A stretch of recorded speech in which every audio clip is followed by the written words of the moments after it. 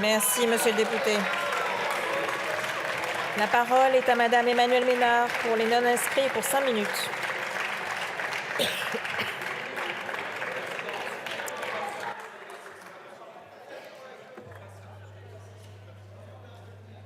Merci, monsieur.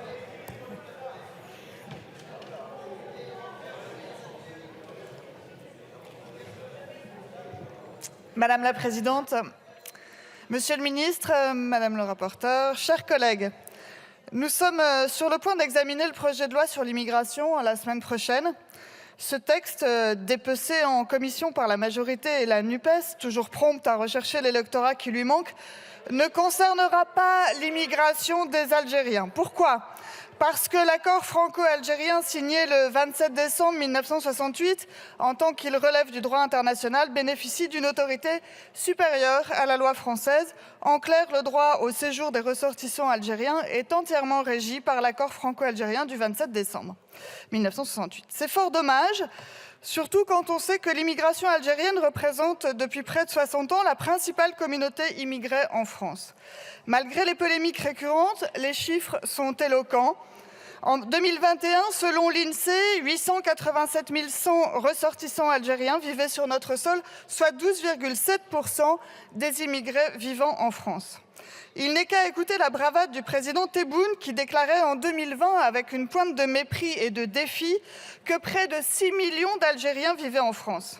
Exagérer cette estimation n'en révèle pas moins combien les autorités algériennes comptent sur la masse de la diaspora algérienne pour peser dans leurs relations avec Paris.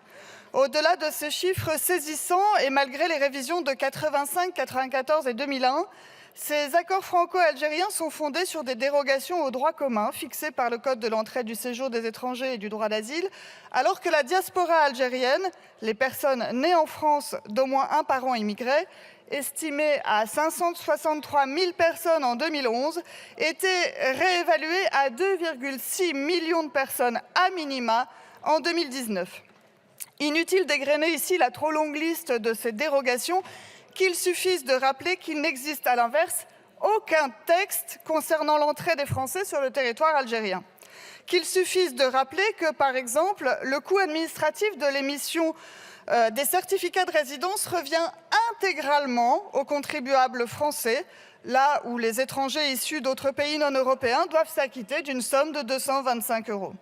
La question de la suppression de ces accords et de ces droits exorbitants se pose aujourd'hui avec une particulière acuité. Non seulement le contexte n'est plus le même qu'en 1968, non seulement le gouvernement algérien ne respecte toujours pas ses propres obligations en matière de laissez-passer consulaires, mais il est de plus en plus insupportable de voir que les visas accordés par la France sont devenus un droit, je cite, « un prix à payer par la France pour la colonisation de l'Algérie 132 années durant », comme le déclarait déjà en mai 2012 le président Bouteflika. Tout se passe, au fond, comme si la guerre d'Algérie n'avait jamais pris fin. Non, la France ne doit plus rien aux Algériens, et encore moins quand leurs gouvernements successifs ne cessent d'humilier et d'insulter la France et les Français. Dernière nouvelle en date, le gouvernement algérien demande l'interdiction de l'enseignement du français dans les écoles privées algériennes, ainsi que l'organisation de sessions du baccalauréat français à Alger. Et que dire du rétablissement en juin dernier d'un vieux couplet anti-France dans son hymne national « France, tu devras rendre compte », ce dont se félicitait l'ancien secrétaire général de l'Organisation nationale des Moudjahidines. Non, la France n'a plus à être la soupape, le réceptacle, le régulateur, l'exutoire des problèmes internes qui gangrènent une Algérie qui ne sait plus quoi faire d'une jeunesse au chômage et qui nous envoie chaque année toujours plus d'étudiants qui ne repartiront jamais. Non, la France n'a plus vocation à accueillir toujours plus d'immigrés algériens qui viennent trop souvent pour bénéficier de la générosité de notre système de santé et d'une AME dévoyée. Non, la France n'a plus à accueillir toujours plus de ressortissants algériens qui sont pour 41% des plus de 15 ans inactifs ou chômeurs. Non, la France n'a plus vocation à accueillir une délinquance algérienne qui représentait en 2021 20% au total des étrangers écroués. Voilà pour les chiffres. Mais il y a plus grave. Comment comprendre en effet que selon les derniers chiffres en notre possession, qui datent de 2008, seuls 12% des enfants d'immigrés algériens étaient diplômés de l'enseignement supérieur et que 24% d'entre eux n'étaient pas diplômés au-delà du brevet?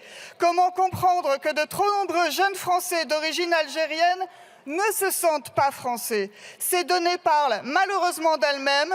Ce ne sont pas simplement ces accords qu'il faut dénoncer, c'est toute notre politique d'assimilation et d'intégration qu'il nous faut revoir. Je vous remercie. Merci, Madame la députée.